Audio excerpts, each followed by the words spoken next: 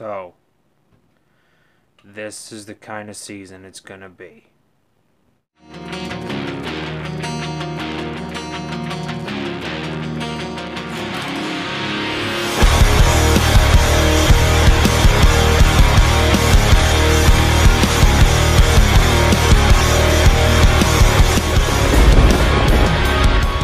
Alright guys, what's going on? This is the Blue GB48 fan here, and yeah, welcome to the O'Reilly Auto Parts 500 race review. I know this was something that I was not originally planning to upload on the channel, but you know, I've done race reviews in the past, and you know, I did one last year at Kansas, and now here I am again. Reason why I couldn't do the reaction, as I've said like about 100 times already, was because I was at a scholarship dinner yesterday, so unfortunately I was not able to react to the race, and so therefore you're getting the race review today.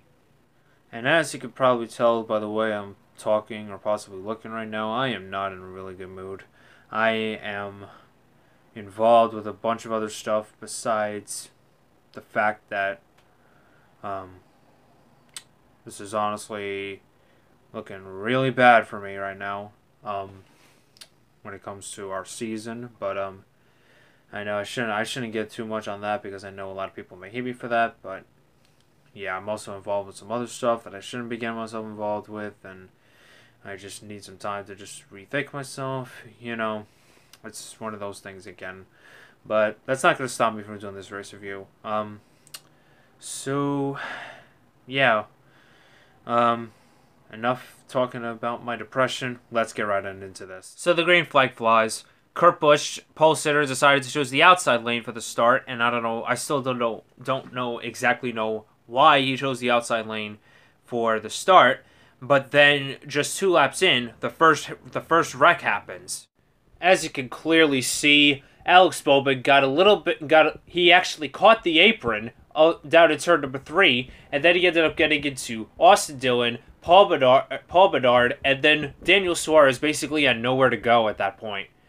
So yeah, that was a couple of good contenders already taken out of the race this early on, just 3 laps in. And if you think that was just basically it, that was basically the calm before the storm. Because with 5 laps to go in stage 1, Martin Truex Jr., he blows a right front tire coming out of turn number 4. And basically, this started a whole slew of other big-name drivers getting involved in many other crashes. Kyle Larson, he also blew a tire in the same exact spot, in the same exact turn that cost him. Actually, what did I say? Not cost him a championship. That ended his chances of winning in last fall's race, and I'm guessing that definitely proved that Goodyear did not bring a great tire to this track. And already 2 drivers having many tire problems. It just continued to build on. Paul Bedard even also had a tire go down. So clearly Goodyear did not bring their A game this week. Now this is the part of the video where this is the part of the video where you actually want to see me rage, since I'm such a Johnson bandwagoner. Well, I'll give you this. There's your weekly dose of rage. So yeah, lap 177.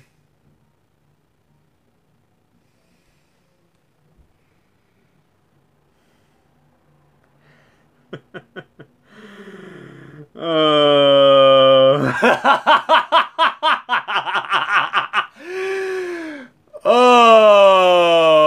man, I don't even know what to tell you right now. I don't even know what to tell you. I don't even know what to tell you right now.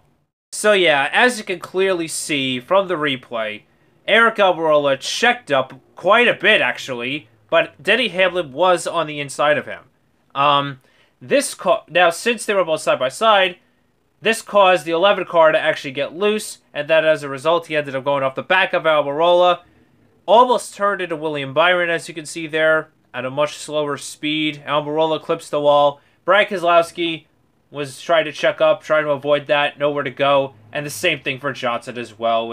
He had no place. Once again, wrong place at the wrong time. And I know a lot of people are still debating. I know a lot of people are calling out Denny Hamlin for his bad driving.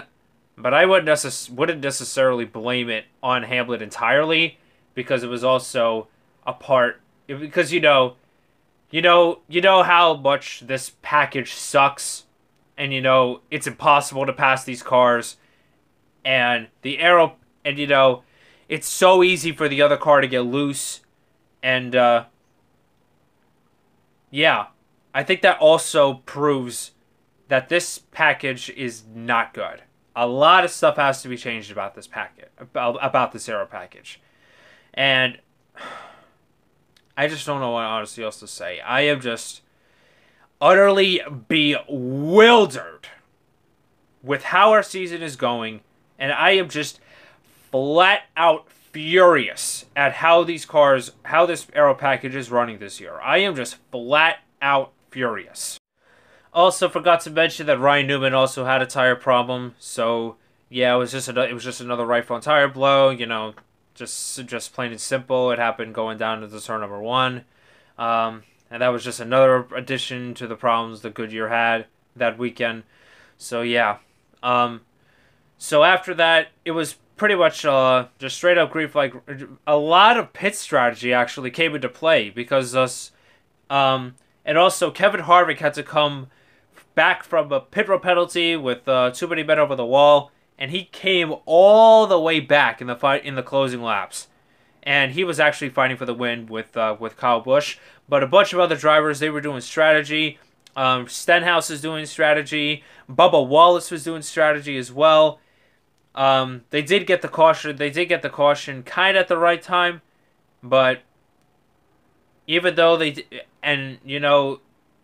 probably.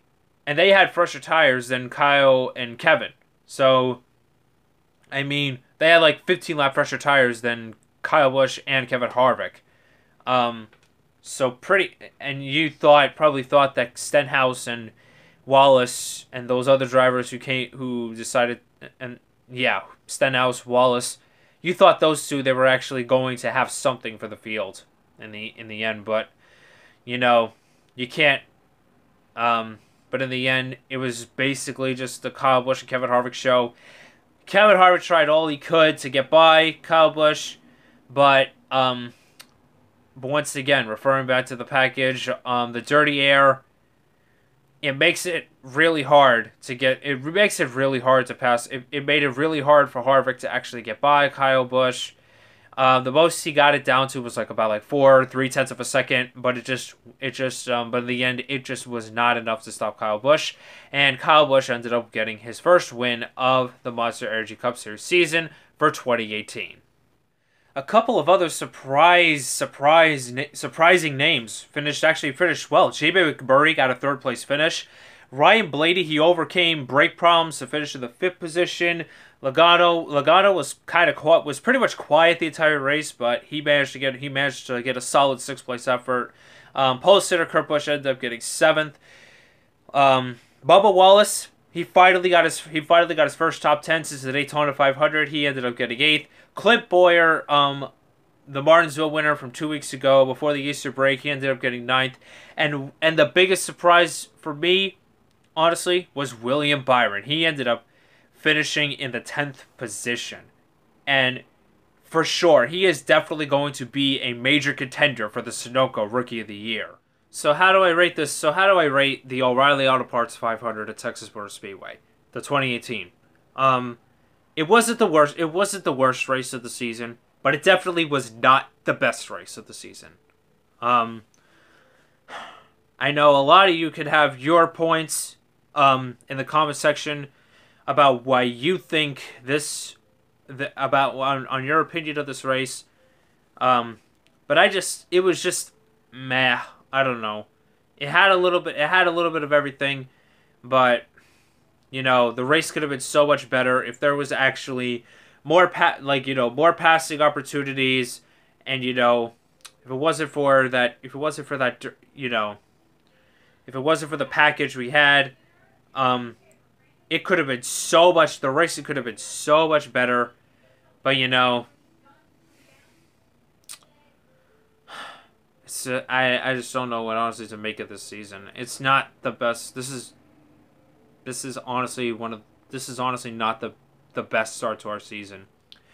I'm just hoping things are definitely going to turn around, not just for Johnson, but for the sport in general. I mean, you know, it's just basically, you know, it's just whatever at this point.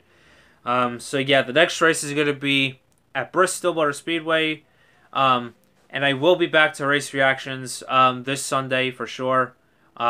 Unless you know weather plays a factor into it, then I will let you know in advance on that. But anyway, thank you guys so much for watching the O'Reilly Auto Parts 500 at Texas Motor Speedway race review. We will be back. I will be back to race reactions this Sunday. I promise you that. I know a lot of you have been asking me to make more reactions in the comments, but I have a busy life. Okay, I can't do everything at once because I am dealing with a lot. I'm dealing with a lot right now. Okay. And one more thing before I quickly end off the video, especially to Tiffany Fisher artist. After what you said yesterday, I hope Crab Lakes throws you under the fucking bus after what you said. Okay? You can't say the N-word to anyone. Even with different, even if, because you know, I honestly don't want to get into races and all that kind of stuff, but you should not have said the N-word. He is gonna haul at your ass now. You basically just dug yourself your own grave. But all I can say about that is thank you for the free plushie. But anyway, thank you guys so much for watching. Like, comment, subscribe. Join the Blue TV Revolution today. And I will see you all on the next video.